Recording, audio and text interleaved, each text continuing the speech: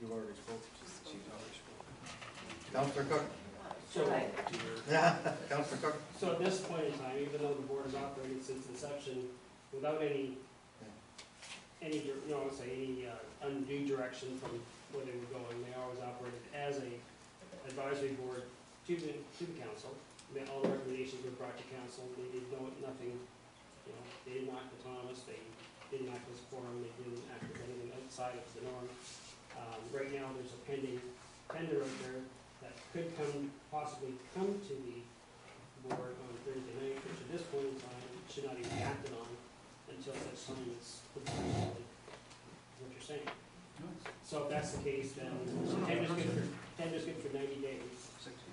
60 days, whatever the timing is on it. I didn't say that. So if we couldn't get anything protocol set up in the next days, that tender's lost. So actually, you can't have both ways, guys. You gotta decide what you're gonna do with it. No, we're point of clarification. We're not saying that. What I'm saying is this is the future. You can't play catch up here. You can't say after 11 years now we're gonna put a bylaw in to make us legit. So what I'm saying is until we have the fire marshal's office in to look at best practices, we can carry on with what we have. There are concerns in this report that I would like to discuss. When I see a composition of 10 people, 5 and 5. You're asking both ways, then. Oh, no. Then we all get to speak twice or 3 times. I've made the motion, so I guess. That's true. No? There are two things that are going. Last meeting, we said that current policies and procedures, or whatever was the existing thing that we're doing. So we can have our fire board meeting and carry on as we're doing. There's discussion coming from Councillor Bonsteel about him feeling uncomfortable with the fact that there's a quorum on there. The municipal group that came in and spoke to us very clearly said that a meeting of any sort of 5 members of council could be perceived by the public as a quorum. So taking that into consideration, we're not stopping the fire board. We're just going to take a look at what's going on. So we're not going to stop what we're doing until such point as we have this discussion and we redo it. We don't even have policies and procedures for the stuff that we do on a regular basis that we just did for the sound system with the partnership. So until we put something in place that we have that, we still keep going and we still keep doing things. So I don't think there's any differences here. I think that we just have to be aware that there is an issue with having 5, which is a quorum of council, no matter how we like to look at it. But it's not sitting as a council meeting with the clerk.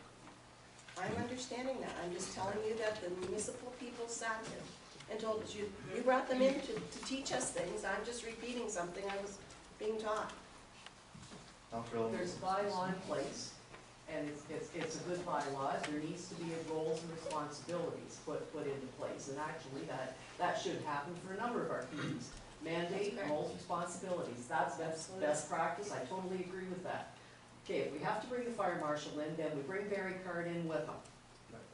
Yeah, sure. Absolutely. Of course. But just a clarification, the bylaw you're referring to established the fire departments, not the fire board. Yes, it did. That's the bylaw you're referring to. The fire board was never established by bylaw that I can see. And if you look at page 140 on the report, it's very clear that Mr. Card is making some recommendations here about quorum. My concern is until we look at this and have the time to look at it, we are in a position of disadvantaging ourselves with our service providers. I don't disagree, just let's make sure we get Barry Card here from the fire marshal. That's all I'm saying. Yep. Just carry on until we get the fire marshal. The fire board has been established by bylaw 47 of 2001. Yes.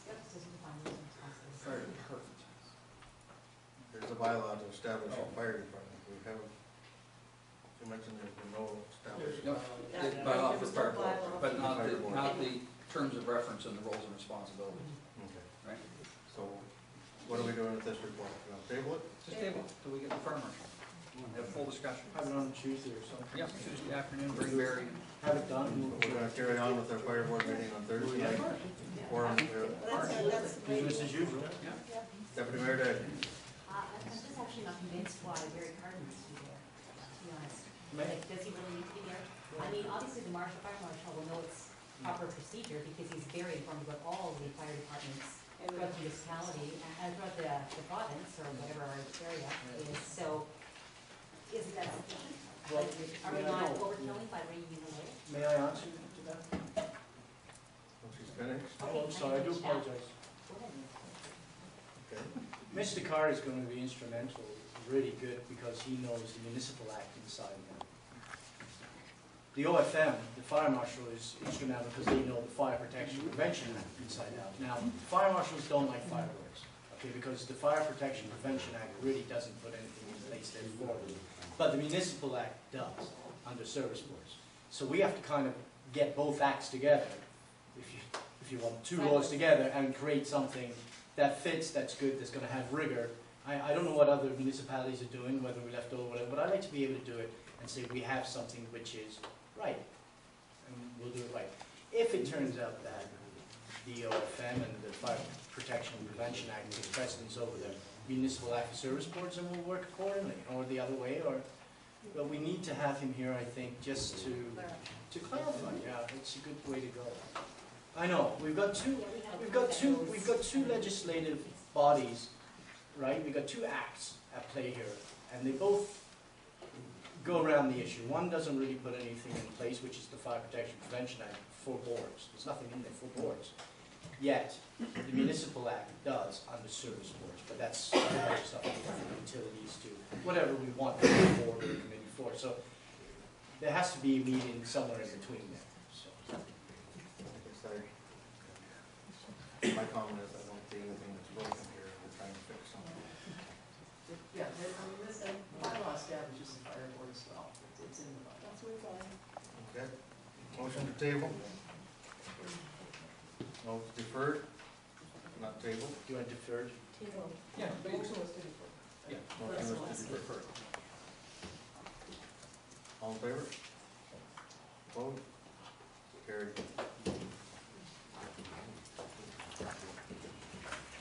Clerk's report, 826, turbine update.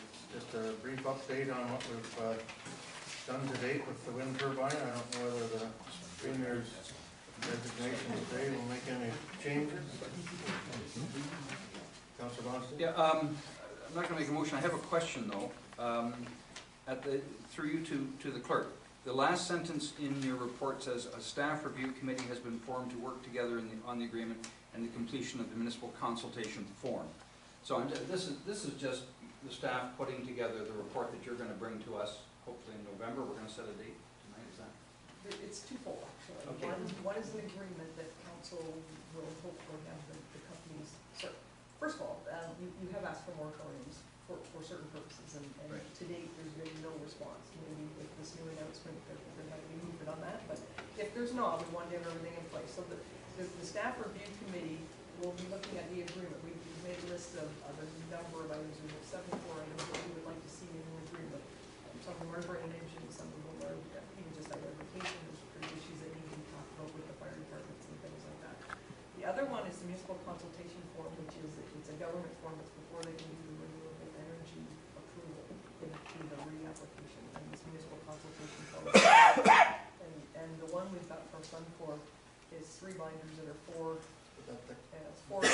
thick, and that's just their answers, theoretical answers to the consultation form questions, so staff have to go through that and make a formal report back And the to the province. staff review committee, who comprises that?